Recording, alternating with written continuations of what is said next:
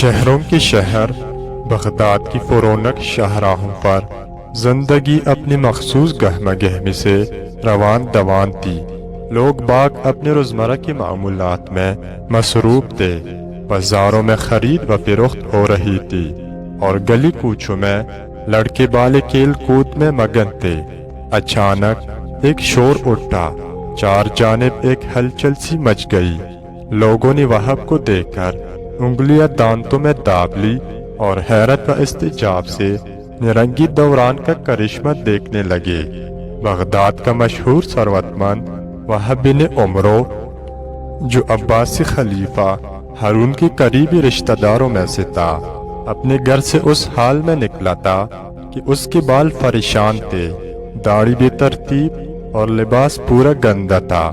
ہاتھ میں پکڑے ہوئے عصا کو اس نے گوڑا بنا رکھا تھا، جسے بچوں کی طرح کٹکھٹاتا بیمانی الفاظ کہتا نہ جانے کس سمت چلا جاتا تھا۔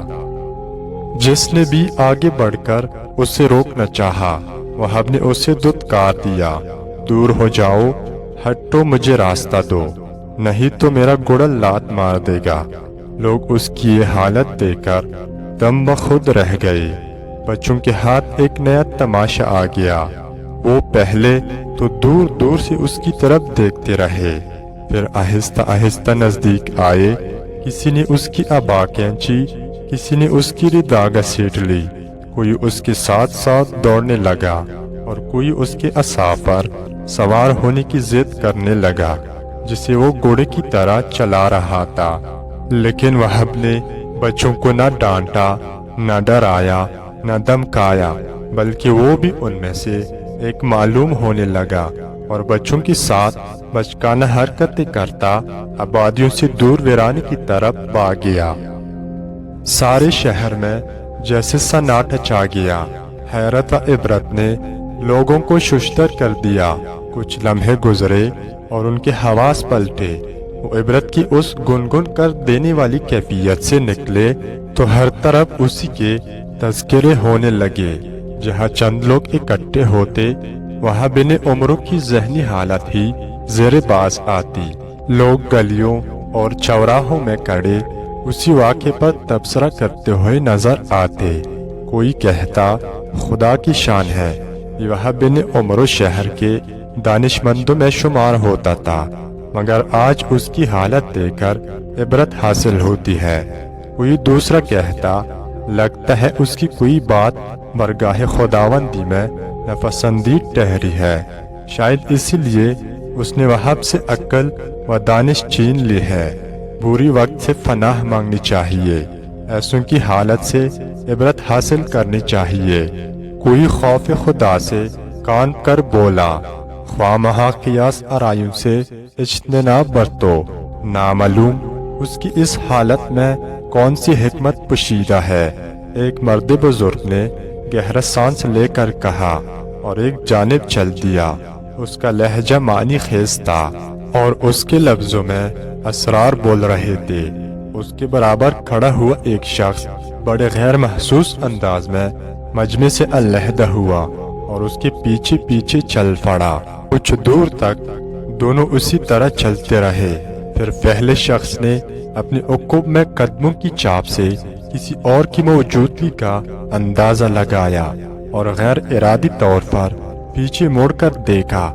دوسری شخص نے اپنے قدموں کو تیز کیا اور اس کے برابر آ گیا۔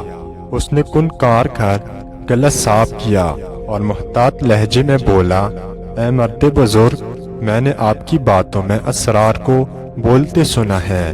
ایسا لگتا ہے جیسے وہاب کی دیوانگی میں جو حکمت پوشیدہ ہے آپ اس سے واقف ہے۔ آپ مجھے خدا رسیدہ معلوم ہوتے ہیں۔ میں آپ جیسے لوگوں کی گفتگو میں اپنے لیے ہدایت و رہنمائی تلاش کرتا ہوں۔ کیا ایسا ممکن ہے کہ آپ مجھے وہاب کی حالت کی کچھ خبر دے دیں؟ اس مرد بزرگ نے ایک تیز نگاہ اس پر ڈالی اور بنیازی سے کہا، اے بندہ خدا، تو کسی عظیم غلط فہمی کا شکار معلوم ہوتا ہے۔ جا اور اپنی راہ لے، بلا وہاب سے کیا سروکار۔ اس شخص نے بزرگ کا دامن پکڑ لیا بخدا میں کسی غلط فہمی کا شکار نہیں ہوں۔ میں نے عالموں اور برگزیدہ لوگوں کی صحبت میں وقت گزارا ہے۔ آپ جیسے لوگ تو حکمت و دانش کے سرچشمے ہیں۔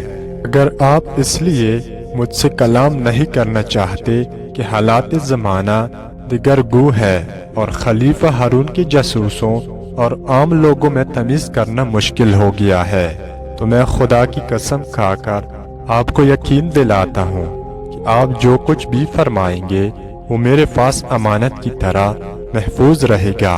اگر میں اس میں خیانت کروں تو اللہ مجھے وہی سزا دے جو خائن کی ہے۔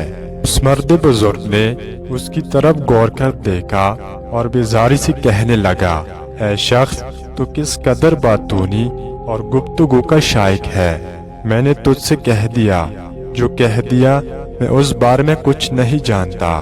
وہ اتنا کہہ کر آگے بڑھ گیا، مگر اس شخص نے پیچھا نہیں چھوڑا اور اس کے ساتھ ساتھ چلتا ہوا بولا، میں خدا کی قسم کھا کر کہتا ہوں کہ میرا ہارون اور اس کے حواریوں سے کوئی تعلق نہیں۔ میں جانتا ہوں کہ آپ ان 3 اشخاص میں سے ایک ہے جنہوں نے امام موسیٰ بن جعفر علیہ السلام، میرے ماں باپ ان پر فدا ہوں، قید خانے میں رابطہ کیا تھا اور وہ بھی اس وقت آپ کے ساتھ تھا۔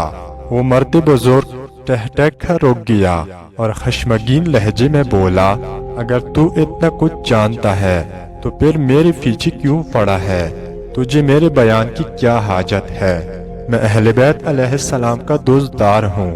میں اس کٹھن وقت کی سختیوں سے واقف ہوں جو آل محمد کے بہی خواہوں کو درپیش ہے۔ امام وقت موسیٰ بن جعفر مسلسل قید میں ہے۔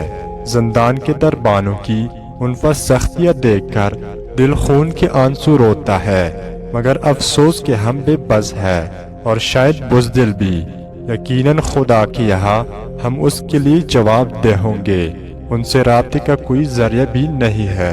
مجھے معلوم ہوا تھا کہ آپ نے کسی طرح سے ان سے رابطہ کیا، تو میں نے سوچا آپ سے ہدایت اور بصیرت حاصل کروں۔ وہ مرد بزرگ گفتگو کی سی کیفیت میں کچھ سوچتا رہا، پھر ادھر ادھر دیکھ کر بولا، اگر تم سچ کہہ رہے ہو تو اسے ثابت کرو۔ بشر و چشم، آپ میرے ہمراہ تشریف لے چلیے۔ میری زوجہ مدینے کے ہے اور آل محمد کی آزاد کردہ کنیز ہے۔ ہماری دولت مودت اہل بیت ہے۔ آپ جیسے چاہے مجھ سے قسم لے لے، جیسا چاہے اطمینان کر لے۔ اس نے پوری سچائی سے کہا۔ مرد بزرگ نے اس کی آنکھوں میں دیکھا جو اس کے لفظوں کی تائید کر رہی تھی، اور کچھ سوچ کر اس کے ساتھ روانہ ہو گیا۔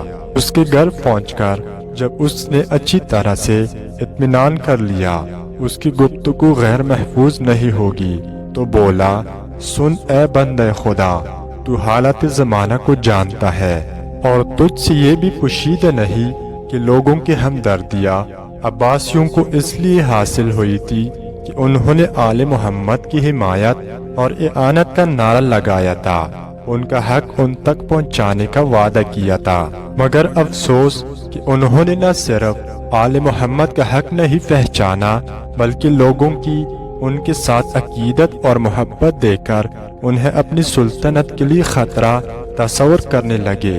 ان کے دن رات اسی کوشش میں صرف ہوتے ہیں کہ کس طرح امام موسیٰ بن جعفر سے لوگوں کی توجہ ہٹا سکے۔ اسی لیے یہ ہر اس شخص کی جان کے دشمن ہو جاتے ہیں جو آل محمد سے عقیدت رکھتا ہے۔ ہمیں اطلاعات برابر مل رہی تھی کہ ہم محبت آل محمد کے روم میں عنقریب ہارون کے زیر اطاعت آنے والے ہیں، اس لیے ہم نے باہم مشورہ کیا، لیکن کچھ سمجھ میں نہیں آیا۔ بالآخر یہی فیصلہ کیا کہ امام موسیٰ بن جعفر علیہ السلام سے رہنمائی حاصل کی جائے۔ ان کی قید کے احوال سے تو تم واقف ہو۔ ان کے دربان چن چن کر شقی القلب اور دشمن اہل بیت رکھے جاتے ہیں۔ ان سے ملنے پر سخت پابندی ہے، لیکن کسی نہ کسی طرح ہم نے اپنا مسئلہ ان کی خدمت میں پہنچا ہی دیا۔ اگلے روز صبح کے وقت زندان سے مٹی کی ایک ٹیکری گری۔ ہم پہلے ہی اس طاق میں تھے ہم نے بڑی رازداری سے وہ ٹیکری اٹھا لی۔ میں قربان جاؤں اپنے امام پر، اس کا لہجہ گلوگیر ہو گیا اور وہ رک کر آنسو پونچھنے لگا۔ دوسرے شخص کی آنکھوں سے بھی آنسو گرنے لگے۔ اس مرد بزرگ نے سرد آہ بھری، امام پر قید خانے میں اس قدر سختی ہے کہ انہوں نے مٹی کی اس ٹیکری پر حروف تہجی میں سے صرف ایک حرف لکھا تھا۔ وہ کیا؟ اس شخص نے بے تاب ہو کر سوال کیا۔ اس ٹیکری پر حرف جیم لکھا ہوا تھا۔ فرزند رسول کے عطا کردہ اس ایک حرف نے ہم پر حکمت کے دروازے کھول دیے۔ ہمیں اپنی مشکل کا حل از خود مل گیا جو ہمارے حالات کے ساتھ میل کھاتا ہے۔ ہمارا تیسرا ساتھی جس کا نام ظاہر کرنا ضروری نہیں، اس نے جیم سے جلا وطنی مراد لیا۔ وہ آج رات یہ شہر چھوڑ دے گا۔ میرے وجدان میں جیم سے جبل کا انکشاف ہوا ہے۔ میں پہاڑوں پر اپنی آبائی مکان میں پناہ لوں گا، اور ہمارے دوست وہاں بن عمروں کے لیے یہ حرف جیم جنون کی علامت بنا ہے، اور تم دیکھو گے کہ آل محمد کے اس دیوانے کی دیوانگی فرزانوں کو شرما دے گی۔